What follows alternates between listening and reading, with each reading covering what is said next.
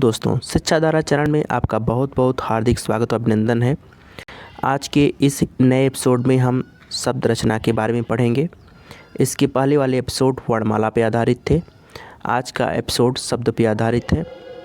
आज हम शब्द रचना के बारे में चर्चा करने जा रहे हैं।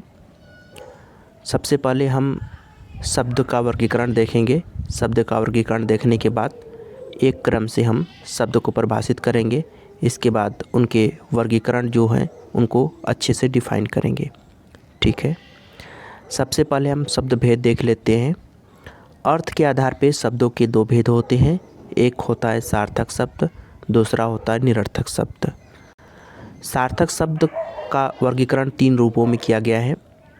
एक है प्रयोग के आधार पर या रूप के आधार पे, दूसरा रचना या बनावट के आधार पे, तीसरा उत्पत्ति के आधार पे। प्रयोग या रूप के आधार पे शब्दों को दो भागों में बांटा गया है। सार्थक शब्द को एक विकारी शब्द, एक अविकारी शब्द। विकारी शब्द को चार भागों में बांटा गया है। एक संज्ञा, फिर सर्वनाम, क्रिया, विशेषण। अविकारी शब्द को चार भागों में बांटा गया है। एक क्रिया विशेषण, एक संबंध बोधक, एक समुच्चय बोधक, एक विस्मयादि बोधक।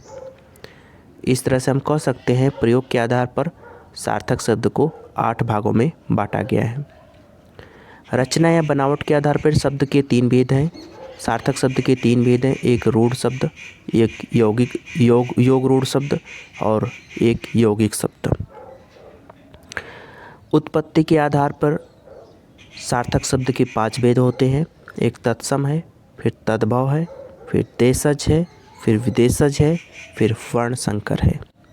ठीक है, तो आइए चलते हैं आगे, शब्द के बारे में पढ़ते हैं। शब्द क्या चीज़ होती है? शब्द अक्षर अथवा अक्षरों से निर्मित सार्थक एवं स्वतंत्र ध्वनि समूह का नाम ही शब्द है। वास्तव में शब्द एक अथवा अनेक अक्षरों के योग से बनता है। अक्षर अथवा अक्षरों से निर्मित सार्थक एवं स्वतंत्र ध्वनि समूहों को हम शब्द की संज्ञा देते हैं। जैसे कमल, कमल में 6 वर्ण हैं। 6 वर्णों को मिलाकर कमल शब्द का निर्माण होता है, जो कि सार्थक है, अर्थ रखता है। वे की रचना 2 वर्ण मिलाकर करते हैं, 2 अक्षर मिलाकर करते हैं, तब वे शब्द का निर्माण होता है, जो कि सार्थक शब्द है।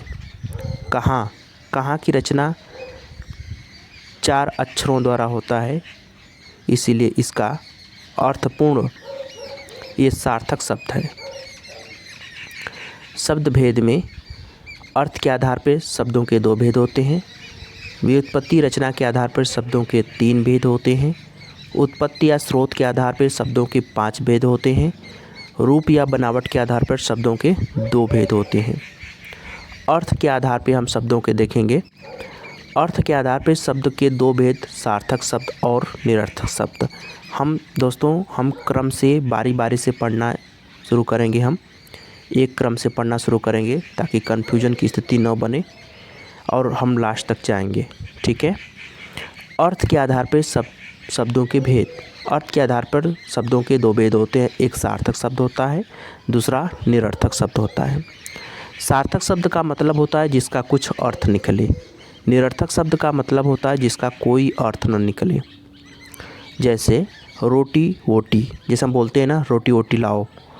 रोटी जिसमें सार्थक शब्द है, जिसका कुछ अर्थ निकलता है, उसके साथ जो वोटी लगा देते हैं वो निरर्थक शब्द है, जिसका कोई मतलब नहीं निकलता है, जिसका कोई अर्थ ना निकले, ये निरर्थक शब्द है।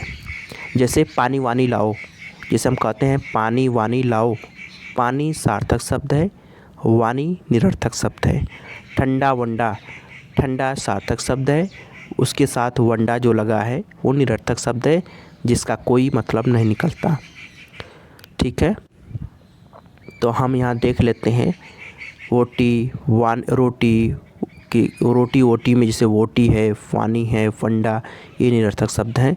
रोटी, पानी, ठंडा जो अर्थक शब्द हैं, जिसका कुछ मतलब निकलता है।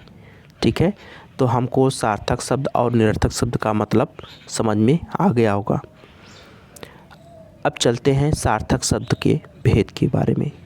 सार्थक शब्द को का वर्गीकरण 3 भागों में बांटा गया है। एक होता है प्रयोग के आधार पर, दूसरा रचना या बनावट के आधार पर, तीसरा उत्पत्ति के आधार पर। प्रयोग के आधार पर सार्थक शब्द को 2 भागों में बांटा गया है। एक विकारी शब्द, दूसरा अविकारी। विकारी में हमारे संज्ञा आ जाते हैं, नाउन, सर्वनाम प्रोनाउन, क्रिया वर्ब, विशेषण एडजेक्टिव। अविकारी में क्रिया विशेषण जिसको एडवर्ब बोलते हैं, संबंध बोधक प्रीपोजिशन, समुच्चय बोधक कंजंक्शन, विस्मयादि बोधक इंटरजेक्शन। ठीक है प्रिय साथियों, विकारी और अविकारी शब्द को पढ़ने से पहले, विकारी और अविकारी शब्द पढ़ने से पहले हम लिंग वचन कारक का अध्ययन करेंगे पहले। इसके बाद हम विकारी और अविकारी के बारे में पढ़ना स्टार्ट करेंगे। ठीक है, तब तक के लिए नमस्कार। अगले एपिसोड में हम फिर मिलते हैं। अगले एपिसोड में हम लिंग वचन और कारक के बारे में अध्ययन करेंगे। इसके बाद ही हम विकारी और अविकारी के बारे में अध्ययन करेंगे।